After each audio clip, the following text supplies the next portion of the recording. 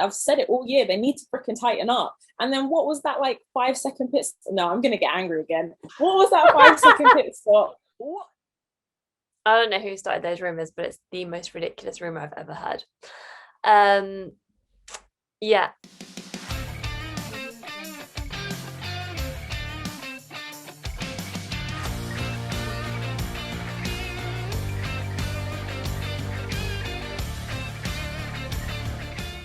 Hi everyone, welcome back to On the Chicane. You're here with me, Mariam, and my co-host Paris, as we talk about the Dutch Grand Prix. We took on Zandvoort today, the first time in 36 years, and considering the weekend that we've just had, and obviously last weekend, I think it was a pretty steady race. There was so much going on in terms of strategy and, you know, the whole fight at the front of the pack, but in terms of actual chaos and red flags and safety cars, there wasn't any. Definitely a tame race compared to some of our more recent races, which have been a bit crazy. So I think it was unexpectedly tame. When I saw the circuit and everything that's been happening in quali and practice, I definitely thought it was going to be a super crazy race. Lots of red flags, lots of safety cars, a few crashes or bumps, and none of that happened. So I was a bit shocked, to be honest. But I think the whole Red Bull versus Mercedes strategy, a lot of the midfield battles that happened kept me a bit interested, and I didn't fall asleep. And it made it better than I think it could have been a bit boring. So I'm glad that we had a little bit of action, but it definitely wasn't the race I was expecting. No, me either, to be honest. But yeah, like you say, we had some great midfield battles. Saw some excellent driving from certain drivers, and yeah, the whole Red Bull Mercedes strategy thing, really interesting. And yeah, I mean, okay, hate to say it, but let's just say props to Max, right? Like Yeah, he won at his home race. Um, really didn't want him to, but he did it. He did really well. I think just the whole atmosphere actually. Even watching it, I was getting goosebumps, like seeing the moment. I know we're skipping to the end, but Max Verstappen won, guys. Like that's what happened. He really had the crowd. The crowd was 100% on his, like, well, 99%, as Jensen Button was saying. They were behind him the whole way. Literally an orange army. So I think just even witnessing that atmosphere, can you imagine if you were there, standing there, watching him like take that one home? Definitely would have been amazing. So yeah, props to Max, who, despite the pressure from Mercedes and Lewis in particular, managed to kind of keep it together all the way to the end, right? Yeah.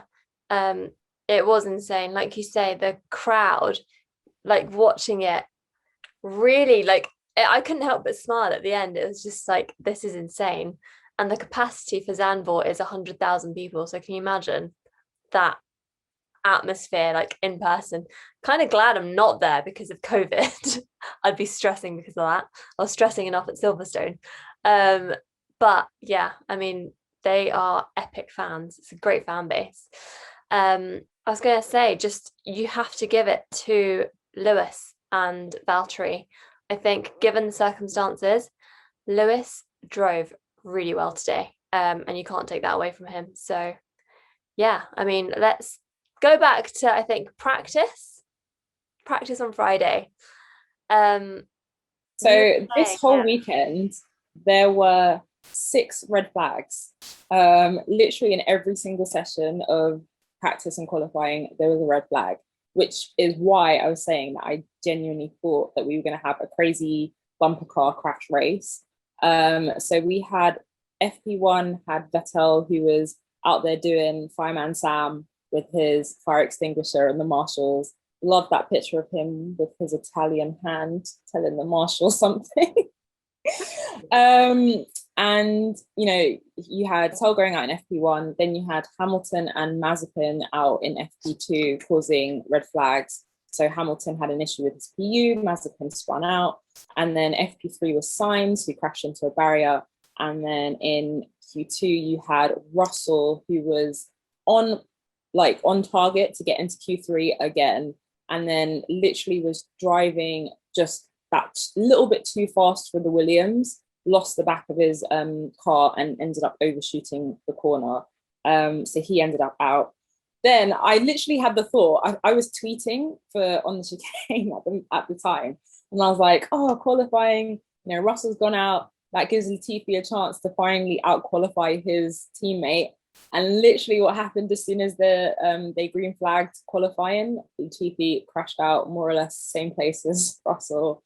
And so neither of the two of them made it into Q3, and because of Russell and Latifi's Q2 positions before they crashed, Russell actually still out-qualified Latifi anyway. So I just thought that was so hilarious. And yesterday I felt like I had the Rosberg touch, where every time I'd say a driver was doing really well, they would just end up crashing or something bad would happen. So it was quite funny. But yeah, definitely, qualifying was really interesting. And it made it seem like the race was just going to be super crazy.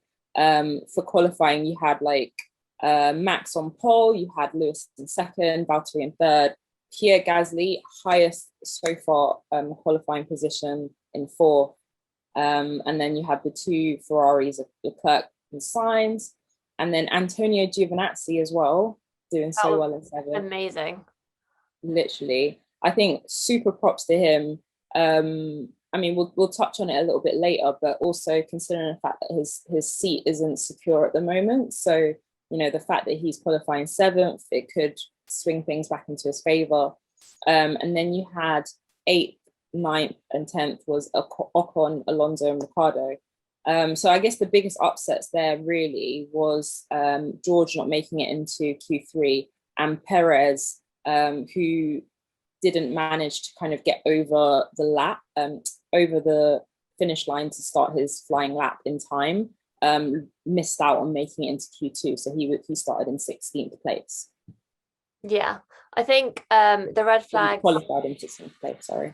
Yeah, I think the red flags kind of caused a bit of an issue for a few drivers yesterday, because Vettel also didn't really have the chance to battle it out and fight for Q2. I think Stroll also had a similar situation. So yeah, the red flags and the shorter sessions, because they were stopped short because of the red flags, definitely caused some issues for some drivers, which was annoying. But I guess that is just the way that it is. But yeah, Giovinazzi, 7th, that was incredible, to be fair. Also, let's just mention the fact that Raikkonen actually didn't race this weekend, because he's come down with COVID. So Kubica was his replacement at Alpha, which quite interesting, because it would have been Kimi's first race since he announced his retirement. But yeah, so yeah, that was quali and practice. Quali, the end of Q3 was very intense and very exciting, because there was a close margin where we thought, is Lewis going to catch up to Verstappen? Because Verstappen was putting in pretty strong times, but then so was Hamilton. And then just at the end, I think it was Verstappen who was on provisional pole, then Bottas came and took second, and then Hamilton was doing his last lap, and managed to come in P2, and it was so close, which again, considering that Hamilton hadn't really had a chance to, he had a power issue in FP2, and considering the fact that he didn't have as much time in his car, he qualified just margins off of Verstappen's time, and I think did really well to put in that kind of lap time, considering that he was on a track that he didn't have enough car time. So yeah, props to Lewis for that. Definitely. Yeah, and then the race today. So like Paris said, we were expecting a lot of action considering everything that had happened throughout the weekend. And also, again, the fact that the drivers aren't very familiar with the circuit and racing a full race on this circuit. However, it was actually a very clean race. I was very surprised at the start. They had a very clean start. There was no lockups, I don't think. I was so terrified that they were going to have a crazy start and crash into each other, just because of everything that's been happening over the last few races and how aggressive everybody has been getting. Lewis and Max, even Bottas shunting everybody in a few races back. Just like all of that kind of stuff literally had my stomach in a knot, because I was thinking, yeah, I just want it to be a race where we can really see the pace of all the cars. And I feel like we haven't had that the last maybe 3 races, I'd say. So I feel like, I was just going crazy thinking, oh my God, what's going to happen? But like Mariam said, it was just super clean, right? Yeah, it was. And it, like you say, it was quite scary because going into that first corner, the Tarzan corner is the most prominent overtaking corner on the Zandvoort circuit. So you'd expect for people to try and get some position at that corner, the first corner, as they're just taking off. But it was so clean. Like I say, there was like, I don't think anyone locked up. I don't know if anyone gained any positions, maybe further towards the back, but at the front, I think everyone kept their position. Max got a very good start, annoyingly. And yeah, it was just a very nice, clean race, which then led to various strategy calls because, safety cars they weren't gonna help because we didn't have any. Red flags, we didn't have any. So the teams then had to kind of reconsider their strategies. And I think we were kind of expecting it to be a one-stop strategy, ended up being a 2-stop strategy because Mercedes tried to, get one over on Red Bull, but Red Bull were reacting to everything Mercedes were doing and just pulling in Max as soon as Hamilton came in. So yeah, it was just all about strategy.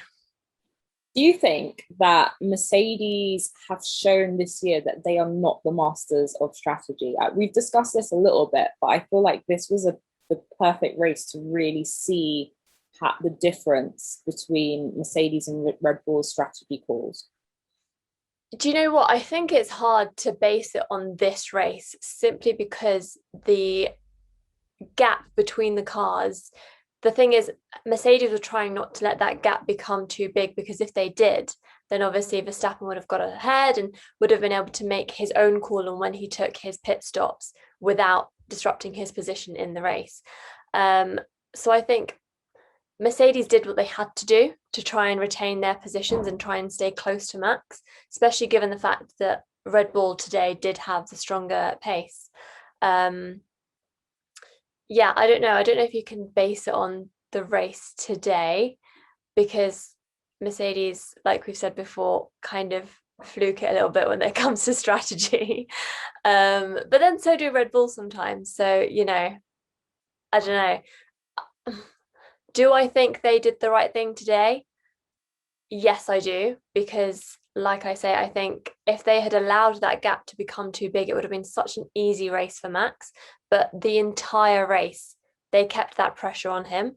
And I have to say kudos to Mercedes for that, because it's not easy to do that when your tyres aren't doing as well as your competitors.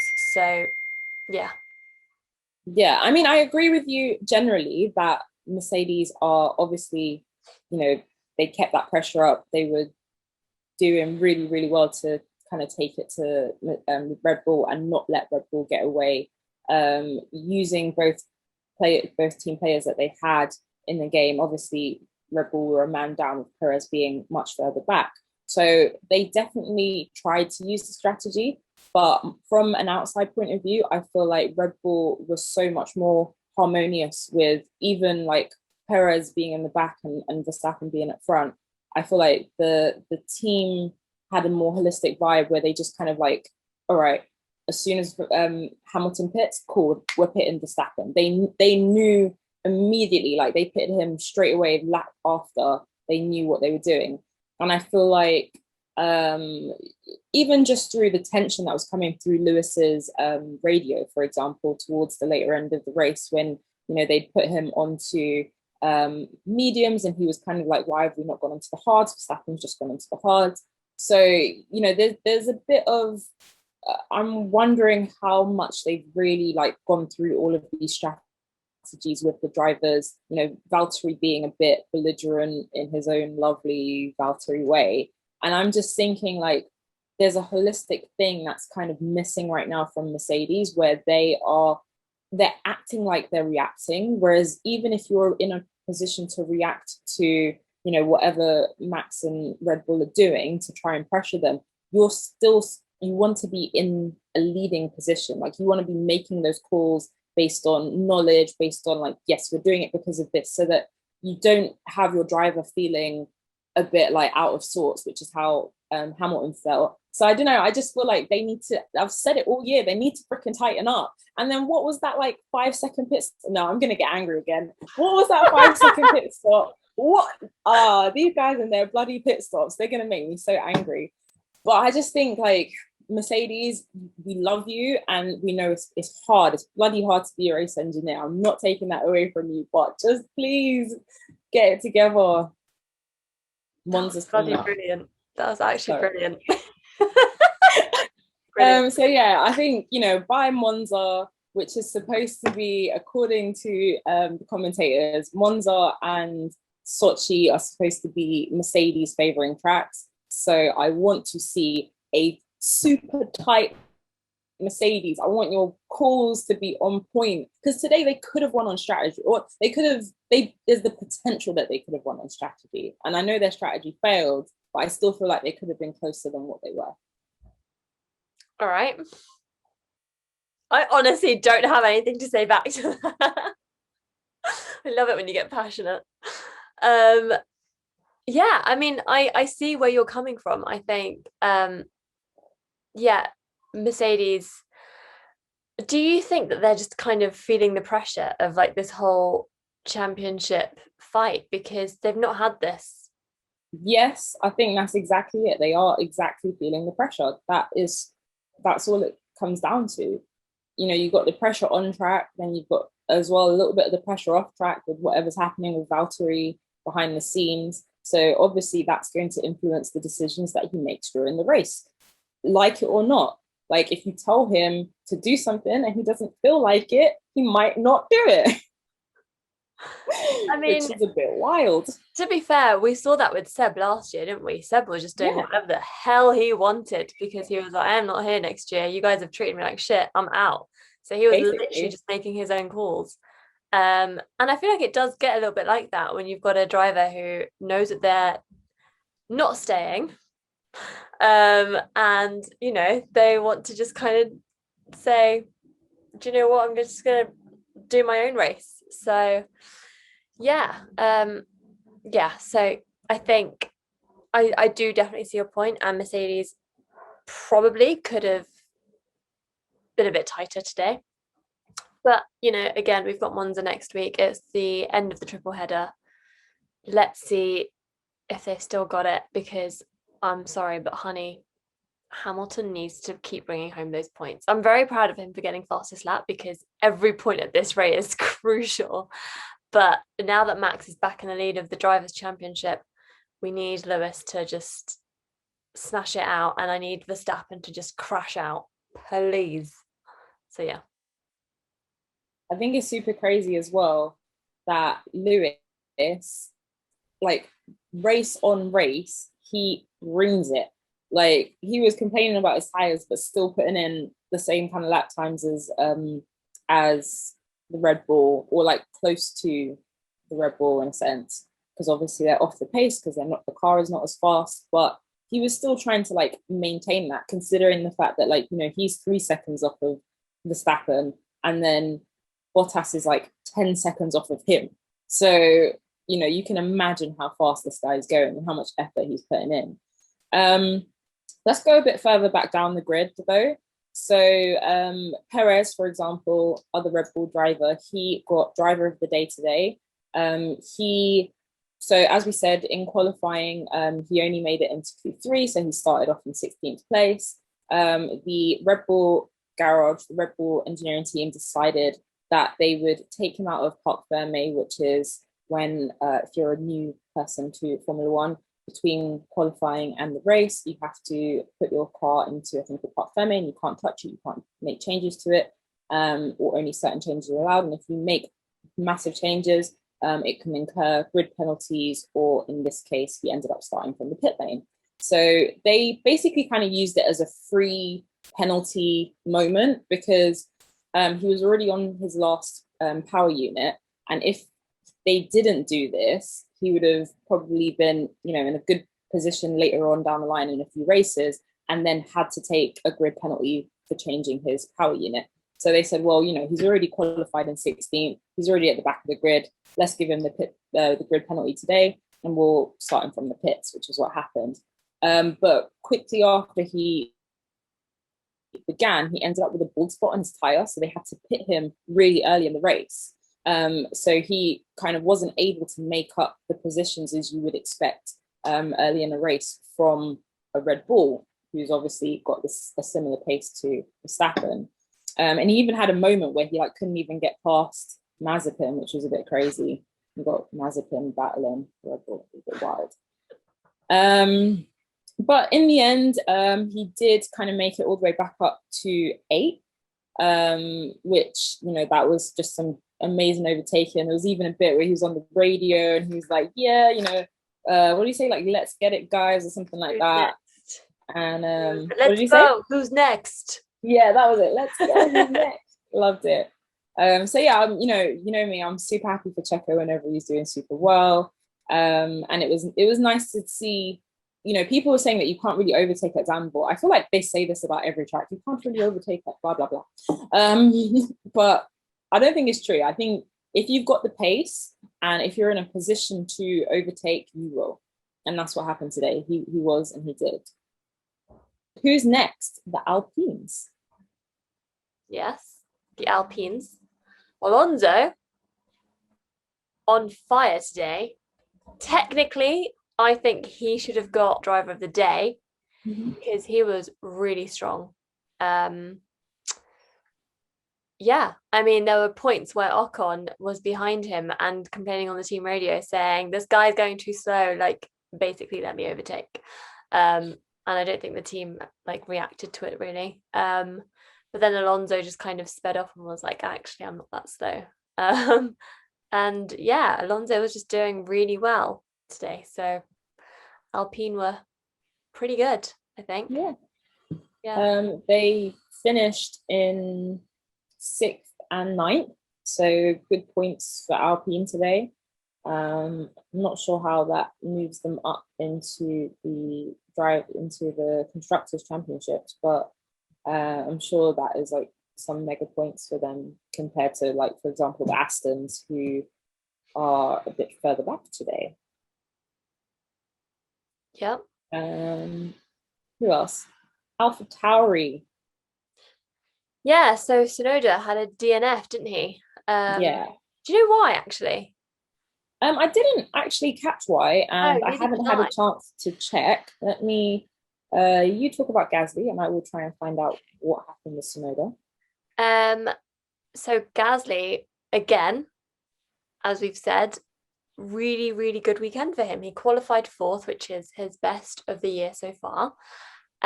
He also finished 4th, I believe. So, yeah, the Gas man, again, just showing that he is deserving of a better seat. Unfortunately, I don't really know where else he could go on the grid. I would love to see him maybe in a McLaren, but obviously those seats are taken up, so that's not going to happen. But yeah. Did you see his interview with, I believe it was Nico Rosberg, and I think it was because only Nico Rosberg would be audacious enough to ask this question, where he basically asked how Gasly felt about Red Bull dropping him and how he feels now that he's performing super well in AlphaTauri. Did you see that? No. Oh, I need to find that clip and send it to you because it's a bit spicy, to be honest. What did he say? He replied and basically said that he's really happy that he's doing well and his aim is to get back into a Red Bull. So I don't know if he's obviously saying that because he is doing well and he obviously doesn't want to be like, oh yeah, I want to go to I don't know, Ferrari or Alfa Romeo or something like that, because obviously he still drives for Red Bull. So if you can't throw shade on them, even though they've thrown shade on him for the last few years, but because he's still there and he knows that he's going to be there, you don't want to, you have to know where your bread is buttered kind of thing. But I wonder if in private, maybe his answer would have been slightly different. So I think he's there for the foreseeable future. And the fact that he's fourth, like, I know obviously we just discussed how much issues that Perez has had. However, he was the next Red Bull, if you think about it. Like, he's the next Red Bull driver and he's up there in fourth. Like, so, realistically, he's doing really, really well. Yeah. I don't know. Anyway, what have you found Sonoda?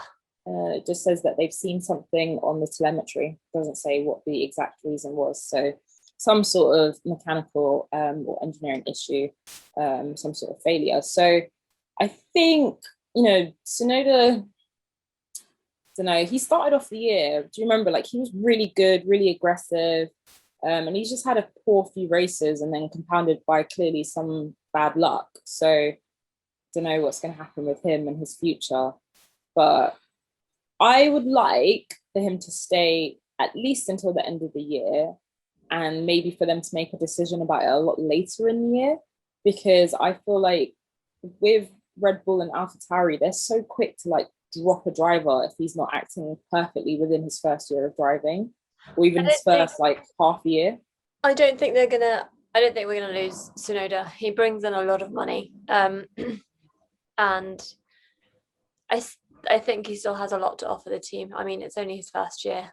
Kvyat, exactly. They gave him a while, so I don't think they're going to drop him anytime soon, to be honest. Yeah. I'd be very surprised.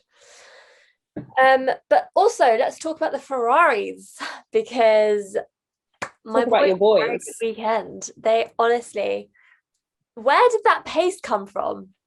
Like, honestly, they were doing so well in practice, quali as well, and then today it's just very clean driving, and it gives me hope for Monza next week, because obviously home race for the Ferraris, and considering the home race that we had last year where the Ferraris both had a DNF, I'm hoping that this year both Leclerc and Sainz can score some decent points, and I think they're now ahead of McLaren in the championship as well, because they were tied before. So this is heating up for third, and I'm loving it. But yeah, just great racing from Sainz and Leclerc all weekend, and I'm very happy with the pace that Ferrari is showing at the moment, and hopefully they can just build on it and keep going. I mean, definitely. I think Leclerc and Sainz are a dynamic duo. Like, they're a really good, strong team. And I think, compared to Leclerc and Vettel last year, just because of everything that was happening with Vettel and stuff, I don't think that they were as strong a pair. So you might be lucky with Monza. You might actually get your wish of them, enjoying it. Yeah. And yeah, I think to me, to be honest, they kind of flew under the radar a little bit for me today. I was kind of more focused on a lot of the other battles that were happening, but I don't actually think that's a bad thing that they flew under my radar. I think that Leclerc has come under fire from me a lot over the last few races and stuff, where he's made a few mistakes, crashed out, crashed into other people. So I think, yeah, a nice little chill race where he collects some points quietly, and then Sainz has been doing really well as well to also collect those points. I think that's a good race for them. One of the surprising things as well is that Robert Kubica, with two people having DNFs, which is Mazepin and Tsunoda, and then Russell having a few issues, technically also DNFing towards the end of the race, although he got a classification because I think he DNF'd in the last 3 or 4 laps. I can't remember exactly which lap it was. But it meant that Robert Kubica, who we mentioned was standing in for Raikkonen, actually made it to 15th today, which I think for him is a pretty good position to be in, not last. Yeah, I guess so. But you jump into a F1 car after not being in one for like a year, and yeah, it's a good point, I suppose. But does he do testing and stuff for Alpha? Because he's like their reserve, isn't he? So Yeah, he's a reserve driver. yeah, he must have driven a car at some point quite recently. Oh, he's driving for like one of the endurance championships, I think, at the moment. Oh, like, right, okay. Well, something like that. He just did that a few weeks ago. So yeah, he is still driving at the moment, but he finished ahead of Latifi and Schumacher, and kind of George Russell, but George Russell probably would have finished ahead of him had he actually finished the race. Yeah. Okay, so I think that's pretty much everyone. Norris and Ricciardo. That's the only ones we haven't. Norris did okay and overtook Ricciardo at one point, which was a bit. Yeah, there was a point actually where on Ricciardo's team radio, they were saying, all right, Ricciardo, we've got Perez behind us. We're going to block him. Yeah. Did Ricciardo do any defending at all? Like, I think he did. He did for like 1 or 2 laps, but Perez was on way fresher tires. He was on like 20 laps or 10 lap fresher I don't tires. know. All I seem to remember seeing was that like Ricciardo's team radio, like them saying that, and then all of a sudden Perez has overtaken. And I was like, okay, good defending there, Danny. Yeah. But yeah, whatevs, I think. I mean, face value, definitely it was like a poor performance in that sense. And he was overtaken, considering how far ahead he qualified versus Norris. He was also overtaken by Norris, which must have been a bit like. Yeah, I mean, both McLaren drivers today were underwhelming, I think. I don't remember seeing anything outstanding from both of them. But it is what it is. I'm not fussed because Ferrari, McLaren. So I don't mind. I'm the opposite. McLaren, Ferrari. Web. But Lando, in saying all of that, managed to come back and get 1 point for McLaren. So him holding the McLaren world on his shoulders like Atlas. Okay. Well done, Lando. Unimpressed. So unimpressed. Yeah, so I mean, driver markets. Wonder where Russell's going. I don't know, Marium. I mean, there's rumors that maybe he's going to. Well, he's definitely going to Mercedes. I don't know whether. Well, I was going to say, have you heard? Stroll apparently is open on the driver market. So I've heard rumors that Stroll's going to Mercedes. So, you know. I mean, yeah, it's literally the worst kept secret in motorsport right now. George Russell is going to Mercedes. There's no doubt about it. And we are expecting the confirmation over the next 7 days. Yeah, I'm not going to say anything else, but yeah. Apparently, Toto was seen on Friday in the Williams motorhome signing documents with George. So, I mean, it's just clear as day at this point. What's his face? Christian Horner walked up to George in the middle of an interview, tapped him on the shoulder, and is like something about good on you when you move, kind of thing. And then it's like wink, wink, nudge, nudge, and you're just like, for heaven's sake, Christian, I would not trust that man with any news ever. No. It was interesting, but okay, so let's kind of like dissect this a little bit. You've got Raikkonen, who announces his retirement in the most Raikkonen way possible, not through a press release, but in a really weirdly worded statement on his Instagram, basically saying, adios, I'm out of here. And that now creates the massive domino effect of opening up a definite seat in Alfa Romeo, because as I said earlier, Giovinazzi may not have the seat. However, that's not been confirmed. So there's one definite seat at Alfa Romeo. Now, that means that Bottas has a semi-viable spot to move into. Alfa Romeo is not one of the better performing teams. However, with the new regulations, and they're a pretty well-off team, they're not like a team that has no money at the moment, like Williams, for example. They can afford to maybe. Williams have money now. Oh, well, they have to be, yeah, you're right. They do have money, but they didn't have money for a long time. Basically, what I'm saying is Alfa Romeo could be a viable team next year with the new regulations. So it might not be so much of a down step for Bottas if he moves to Alfa Romeo, right? Yeah. Okay, so then if Bottas moves to Alfa Romeo, then that obviously opens up the seat at Mercedes, which we know Russell has got that seat, 100%. Yeah. Yep. And then what other seats? Then that opens up the seat at Williams. So this one's kind of interesting because there are, you've got other drivers on the grid who could take a seat at Williams. I'm trying to think who. I mean, if Giovinazzi's kind of moving, maybe, but I doubt it. I'm trying to think of anybody else. Okay, nobody else. Forget the grid. Outside of the grid. Yeah, Callum Ilott from F2. Yeah. So outside of the grid, you have Callum Ilott, Alex Albon, and Nick De Vries. Nick De Vries just won the Formula E World Championship. Alex Albon, we obviously know from past seasons of F1, who is the Red Bull reserve driver and just a Red Bull driver. So that's kind of an interesting spot that could be taken at Williams. Yeah.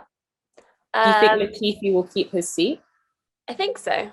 I don't see why he wouldn't, but again, I don't know. Yeah, so those are the potentials for the Williams seat. Two other seats that haven't been confirmed yet are the Aston Martins. Don't know where Seb's going next year. Don't know where Lance is going next year. I saw the dumbest rumor though in the week of like Stroll was trying to get rid of Seb, which to me is just as in Lawrence Stroll, not Lance Stroll. Lawrence Stroll trying to give Seb the boot. No. Lawrence Stroll was trying to get rid of Seb for some reason, which to me just wouldn't make any sense because he has settled in. Like Aston and Vettel look like they were literally made for each other. I don't know who started those rumors, but it's the most ridiculous rumor I've ever heard. Yeah. I don't know. I mean, I don't know. I think it's going to be really interesting to see who gets that Williams seat. I'm curious to see if it's going to be Nick. I don't think it'll be Alex, but I also do think Alex will do whatever he could to come back into Formula One because he was gutted to be dropped by Red Bull last year. But also, like you say, he's a Red Bull driver. I don't know if he'll come back into a different team. But it has been done before, obviously. Who was it? Sainz that got out of the Red Bull driver academy thing, and kind of moved over. So yeah, potentially Albon. Yeah, I don't know. Yeah, I do think that Alpha seat is going to be Bottas's, or he could potentially get back to Williams. You never know. I mean, that is the team that he came from. It is. I doubt it though. Yeah, I don't know. It's a weird one. Yeah, it'll be interesting to see. But we have, just a week to go until Monza, and then fortunately, a break from racing. As much as I love racing, it is intense when you have 3 back-to-back.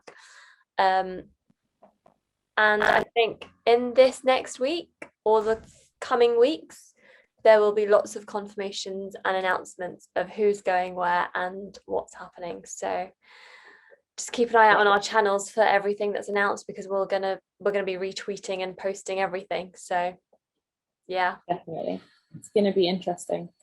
Okay, so let's wrap it up real quick. Driver of the day. Driver of the day for me was,